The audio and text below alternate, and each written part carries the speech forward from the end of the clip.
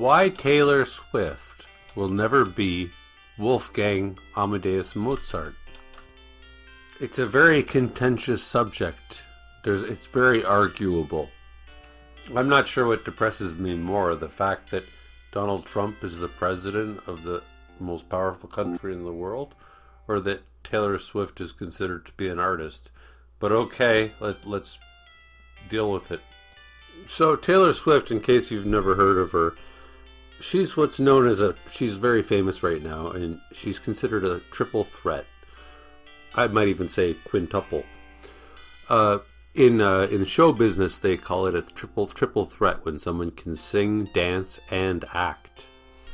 I would say she's quintuple because she's also hot. And she also, apparently writes her own songs, which I think all of these things are bullshit, but okay. And it reminds me of a joke I heard. It's an old joke, but you probably haven't heard it because you're probably not old. A guy goes to a talent agent and he goes, okay, please give me a job. I want to get a job. I'm an actor. I can sing. I can dance. I can act. I can do everything. And the agent goes, okay, perform for me.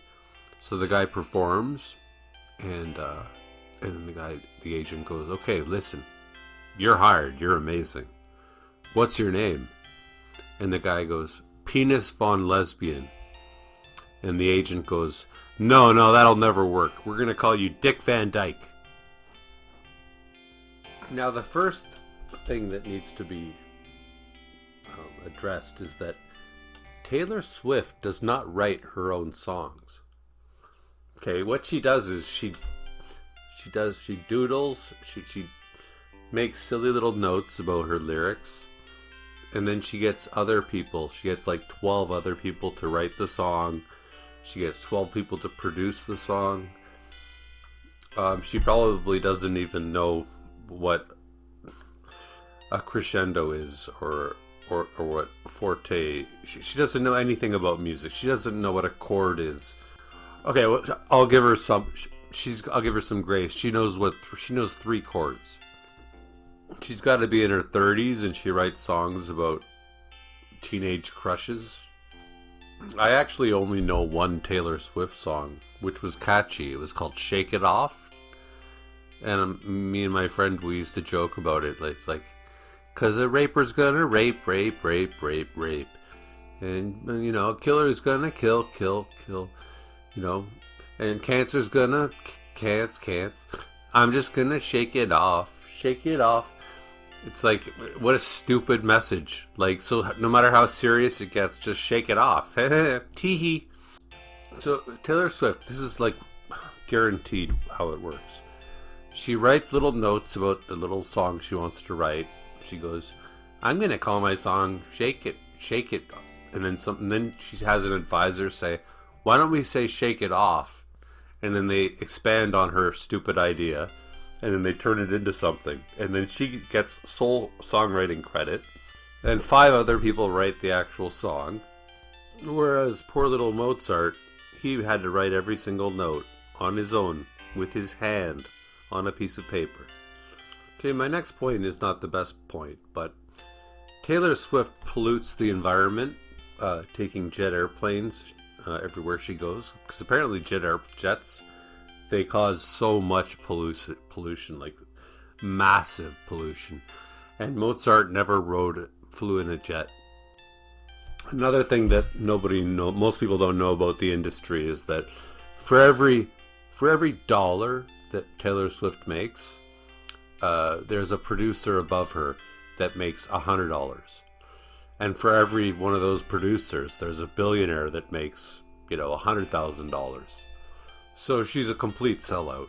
That's just the way the music industry works. And then Taylor Swift, she's got $1 billion, and you know what she does? She turns around and she donates $10,000 to charity, and people talk about what a good person she is. Whereas Mozart, who had far from $1 million, he quit. He defied the emperor of Austria, and he decided to freelance and do it himself. which would be the equivalent of Taylor Swift saying, I'm just going to play on the street, or I'm just going to play. She's got enough money now. She could just have her own website. She could have her own concerts where she buys the venue, and just kick out the emperor.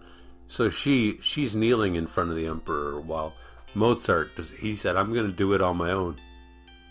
And he didn't have nearly the resources she has. I guess another important point is that Mozart wrote some of the best music ever written, and Taylor Swift just writes bubblegum trash that you'll forget after like 2 years, and you'll never listen to ever again. Like, who the hell ever listens to Shake It Off anymore? Who listens to Madonna?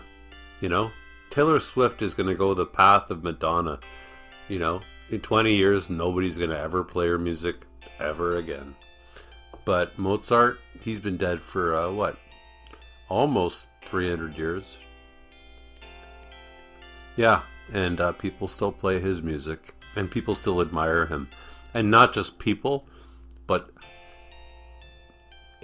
good people. I don't want to say intelligent people, but thoughtful people. It's not the airheads that like Mozart. It's the airheads who like Taylor Swift. And like I said in my last video, I guess you get off the hook if you're 12 years old and you like Taylor Swift, but your parents don't get off.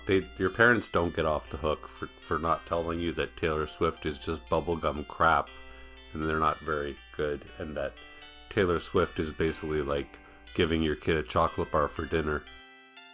Yeah, Toilet Swift writes like, I go on too many dates. That's what people say. But I keep moving. Okay, next. Mozart died at, I think, 34 or 33. He was born in 1756, died in 91. And he was not a hottie. Taylor Swift is a hottie. So, it's a lot easier for her than it was for him.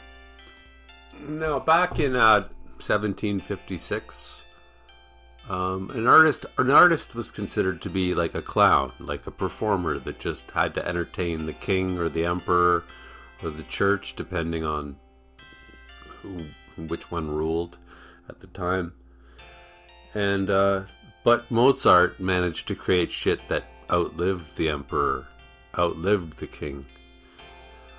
But now we've gone full circle, and Taylor Swift is essentially just a clown. She's just a performer. She doesn't write her own music. She's a manufactured product that goes up and sings and dances and twirls around. And isn't that great?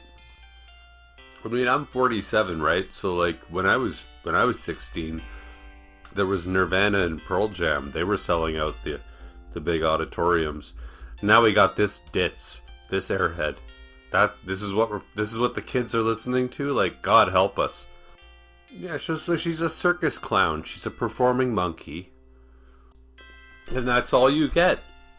And like I said in my last video, you get escapism. You get to escape from the drudgery of your life when you listen to Taylor Swift, or if you're stupid enough to pay the money to go to one of her concerts. But you listen to Mozart, and you can actually listen in the comfort of your own home. You're able to listen to a Mozart symphony, which nobody in that day and age would have been able to do unless they were aristocrats. You get to listen to a Mozart symphony on YouTube whenever you want, and you can experience like some of the deepest music you've ever heard for free.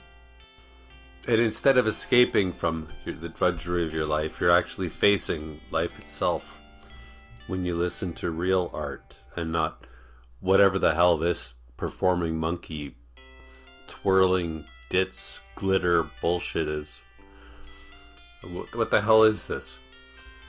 Now, the idea here was to juxtapose like a genius with a moron, and just how ridiculous and funny the idea is, and that it would be automatically funny and I could come up with really funny jokes. But it's actually the contrary, because there's really no jokes to be made, because The joke is already there. And again, it's not Taylor Swift it's not her fault. It's the fault of her fans or the parents of her fans, because her fans are all 12-year-old little girls, you know. Why do you keep giving your children chocolate bars for dinner? Show them real music. Like, come on. How stupid are you?